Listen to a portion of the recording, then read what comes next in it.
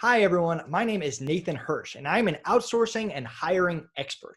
I build businesses completely run by virtual assistants. And my last business, FreeUp, actually reached 8 figures with no office, no employees, just a team of virtual assistants in the Philippines. And we were acquired at the end of last year. Since then, I've been on a mission to teach other entrepreneurs how to grow their business with virtual assistants. That's why I'm excited for this 5-part series. In this video, I'm going to cover why you should hire a virtual assistant. And then I'm going to follow that up with future videos to go over what you need to know before hiring a virtual assistant, things to do once you have a virtual assistant, how to interview a virtual assistant, and how to train a virtual assistant. So by the time we are done, you're going to have steps to take to start getting the time back in your business or even grow your business using virtual assistants. That's right. I'm going to go over some tactics, some things that you can use virtual assistants for that actually grow your business, grow your brand, not just have a virtual assistant be an expense. Now, don't get me wrong, you should hire virtual assistants to get your time back, and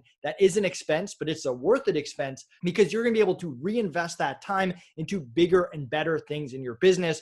But for me, it's a lot of fun to actually get an ROI on virtual assistants, so we're going to go over that as well. So let's start off with why you should hire a virtual assistant. If you go back 20 to 30 years ago, you had to have an office, a large amount of overhead. You had to hire people in the town or the town around you. You also need to hire them full-time with benefits.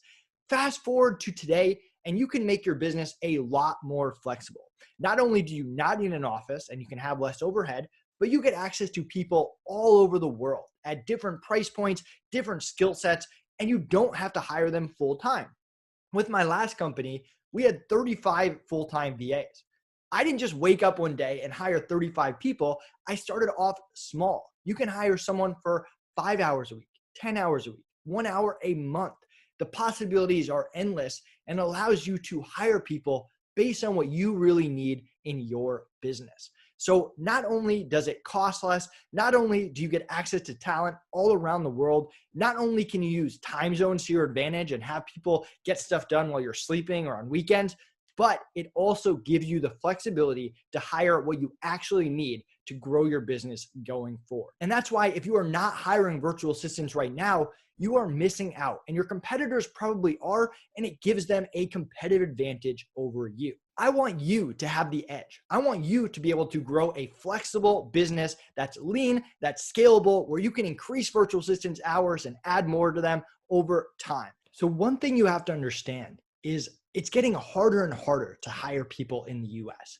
Not only do you have to compete with all the other big businesses out there, but more and more people are starting their own business. They're freelancing. It is tough to find help. And even if you do find help, let's say you hire someone for 15 bucks an hour, how long are they really going to be happy for 15 bucks an hour? Eventually, you're going to have to pay them 18, 20, 25, and then you have a tough decision to make.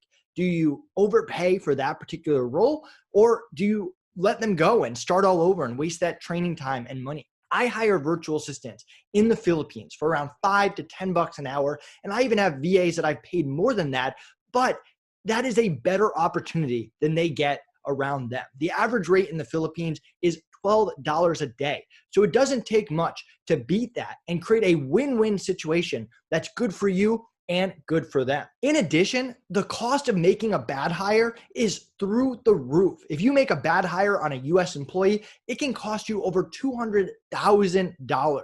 When you factor in training time, projects that stop, clients that you could lose, the initial time and money that you spent, any kind of severance package, and even making a bad non-US hire can cost you money as well, but the cost is so much less. And if you follow the tactics that I'm going to teach you in this video, you're going to make a lot less bad hires and make your business a lot more lean, affordable, and flexible. And that's what this video series is all about. In the next video, I'm going to go over what you need to know before you hire your first virtual assistant. But before you get there, I want you to go to outsourceschool.com/VA calculator and grab our tool to help you figure out how many virtual assistants you can afford right now. I want you to have that tool open before you start the next video. Again, that's outsourceschool.com/VA calculator, and I will see you in the next video.